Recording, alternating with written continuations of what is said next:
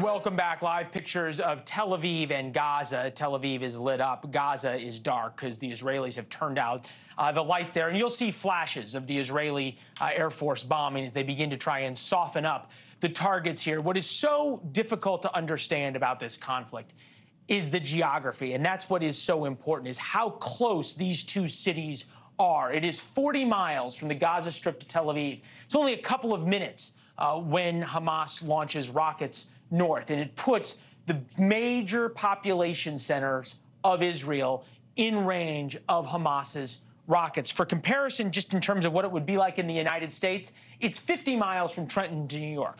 It's 40 from Dallas to Fort Worth. This would be like Gary, Indiana, declaring war on Chicago and going into a music festival, sending fighters across the Indiana-Illinois border. And when we put up videos of the map of what that happened, this is what it looked like at that music festival. And now we have the video of the Gazans taking back a boyfriend and his girlfriend from that music festival. This gives you a sense of just how tight things is. The place that when I was there was the one way in and one way out of Gaza was Erez Crossing, one of the most fortified borders in the world that was thought to be impenetrable. And this, when we look at this, is what we can show you. The Israelis had built these walls, and that's what the Gazans blasted through. We showed you how they dropped hand grenades down into the observation post and then broke through the wall. And then they made it into Israel, and from there began their attack. Evidently, we're seeing this being told that our wall now is frozen. We want to bring in a four-star retired general.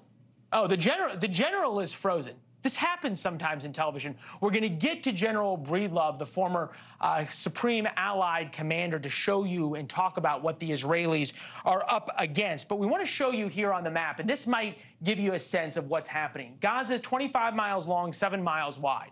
It's the most densely populated place, one of the most densely populated places on Earth, more densely populated than the city of Philadelphia.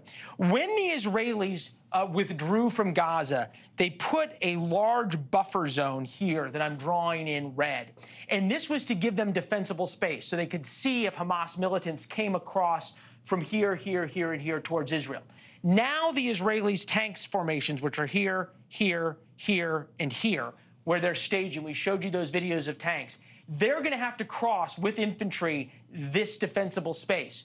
So effectively, the Israelis created a killing zone for Hamas. And remember, Hamas has had years to turn each one of these refugee camps. It's a little difficult to see on the satellite imagery here, but these are very densely populated refugee camps with alleys that Hamas has turned into hornets' nests. So once the Israelis make it across here, they enter into an area that Hamas has spent years upon years trying to turn into a hellscape for the Israelis when they come through. Not to mention massive numbers of civilians trapped in the middle. Retired four-star general from the Air Force, Supreme Allied Commander Philip Breedlove is with us now. General, I said at the top of the show that this battle for Gaza, if the Israelis truly want to destroy Hamas, is going to be unlike anything we ever saw in modern warfare. Evidently, the general shot has frozen again. But what I'm hearing is from my military sources that this is going to make like the battle for Mosul or the battle for Baghdad, where the U.S. military took enormous casualties. This is going to be sort of 3, 4, or 5 times that. And we heard that from Prime Minister Netanyahu today when he talked about just how difficult this war is going to become.